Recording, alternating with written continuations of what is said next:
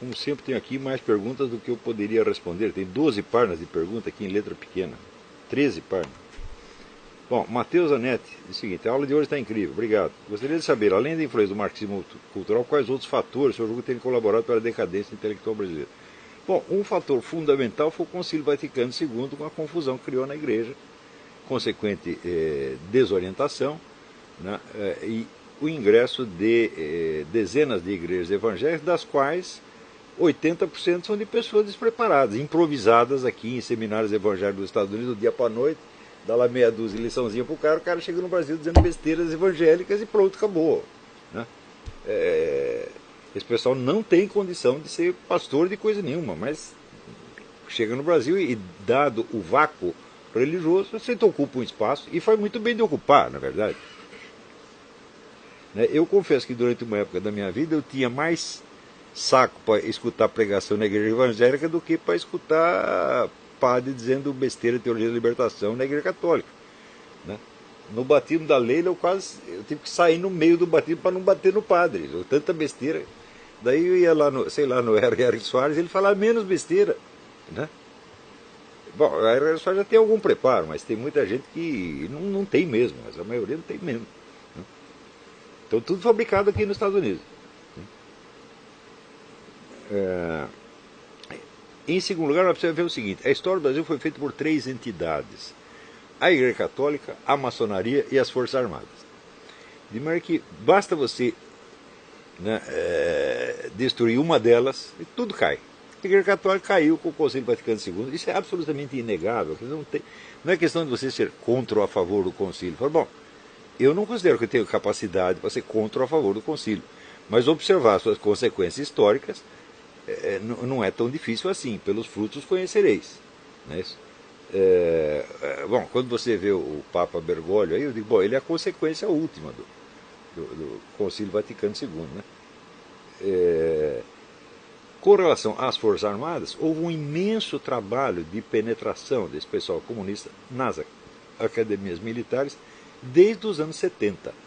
Foi nisso que se especializou o famoso Quartinho de Moraes. Essa é a área dele, a infiltração comunista nas Forças Armadas. A gente vê pelo estado que ficou, por exemplo, a Escola Superior de Guerra. A Escola Superior de Guerra virou um antro de pregação comunista mesmo. Parece que a Escola Superior de Guerra fechou, né? Nossa, só podia fechar mesmo, porque estava muito ruim. Né? E a maçonaria, bom, eu não sei o que se passa bem dentro da maçonaria, tá certo? Mas eu sei o seguinte: esse negócio de maçonaria é um perigo, por quê?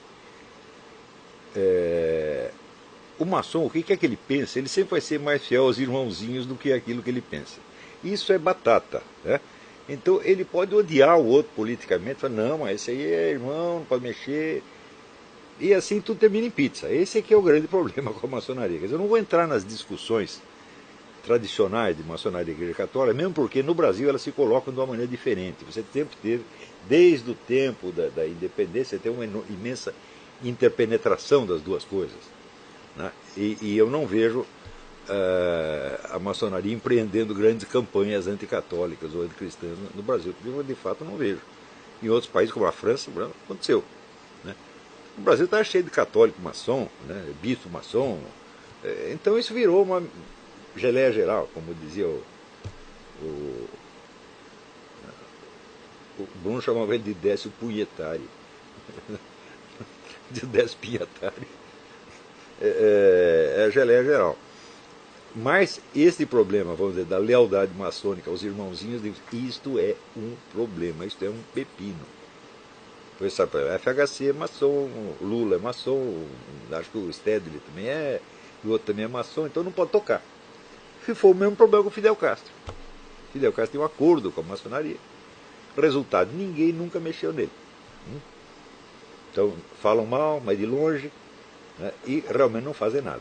E agora, esta coisa da abertura do comércio americano, isso é só para favorecer o regime existente. Isso aí não tem a menor dúvida. O próprio Papa, que agora vai para Cuba, não vai querer receber os dissidentes. Então já sabemos de que lado ele está. Né? Se o Papa é maçom também não sei. Mas agora, hoje em dia eu não duvido mais de nada. Tudo pode acontecer. Né? Então não vem dizer que não, o cara é anti-maçom. Não sou anti-maçom de menor grau. Aliás, sempre disse, sem a maçonaria nada se fará de bom na política brasileira. Mas tem que sanear a Igreja Católica, as Forças Armadas e a maçonaria. Tem que chegar para vocês e falar, os maçons falam, vocês têm que parar com essa história de proteger os irmãozinhos, mesmo quando o cara está destruindo o país. Vocês não podem fazer isso. Né? Tem que parar com esse acordo, com essa pizza eterna, tá entendendo? E olha, essa lealdade também não é tanto assim. Vocês viram o que aconteceu na Romênia, que o grão-mestre da maçonaria dedou metade da maçonaria, foi todo mundo para cadeia. Isso eu vi. Eu estava lá, conheci o cara, tá entendendo? Bom,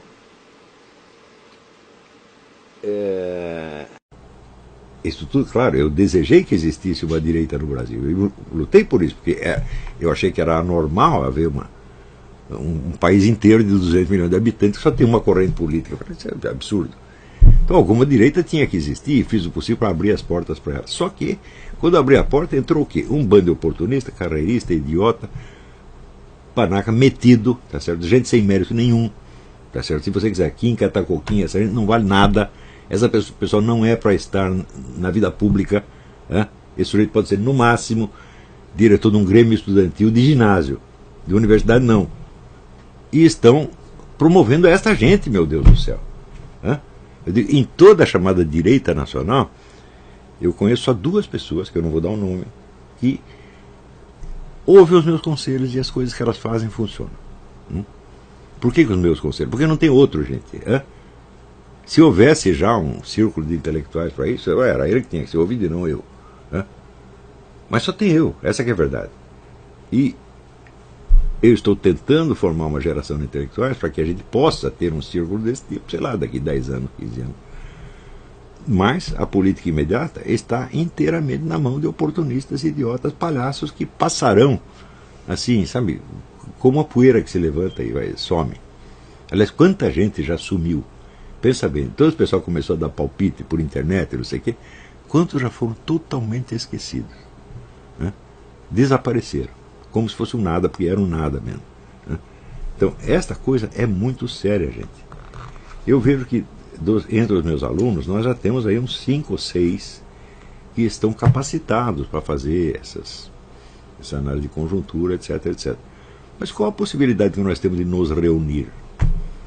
O pessoal da esquerda reunia, pelo menos quinzenalmente, grupos de trabalho do Foro de São Paulo em várias capitais latino-americanas. Ora na Havana, no México, em Buenos Aires. E tinha dinheiro para fazer isso. Né? Agora, o pessoal da direita não tem dinheiro para fazer isso. Não tem dinheiro para fazer nada. Então, o que acontece? Acontece que a própria alta burguesia, que foi um dos sustentáculos do golpe de 64, hoje está maciçamente na esquerda. Está aí o Santander, o Banco Itaú, né? Família Setúbal. Né? Todo mundo aí fazendo uma festa. Né? E hoje, vamos dizer, hoje qual é a sede da chamada esquerda festiva? A esquerda festiva são os grandes bancos, meu Deus do céu. Então, esse fenômeno, que aliás é mundial, vamos dizer, uma esquerda elitista contra uma direita populista. É o que sobrou. Tá certo? Mas, se você pensar bem, bom, os ricos estão todos do lado de lá. Aqui só temos os pobres.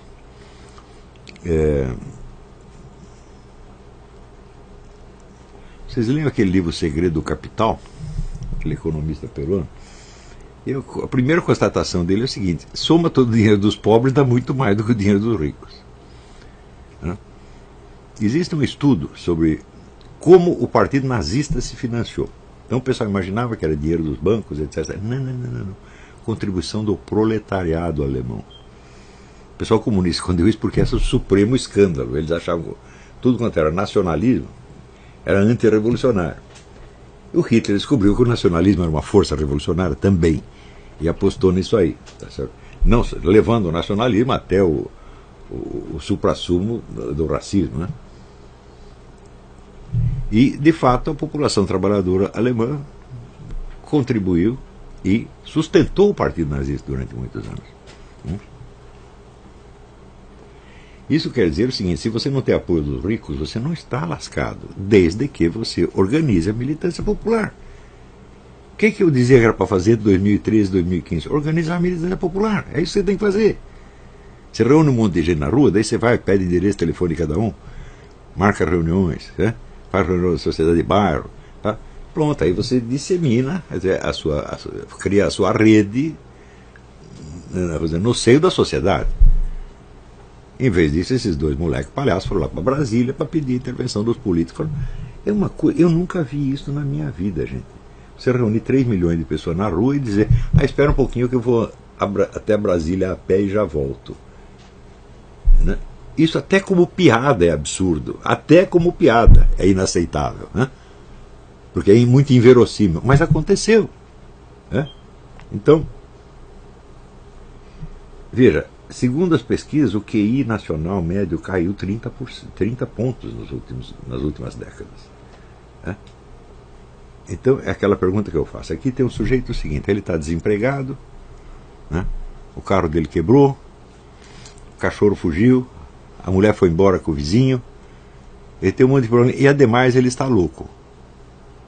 Qual o problema você tem que consertar primeiro? Né? Você vai botar toda a vida dele em ordem para depois ele arrumar a cabeça dele? Não dá, meu. E é isso que estão tentando fazer no Brasil. E se você pega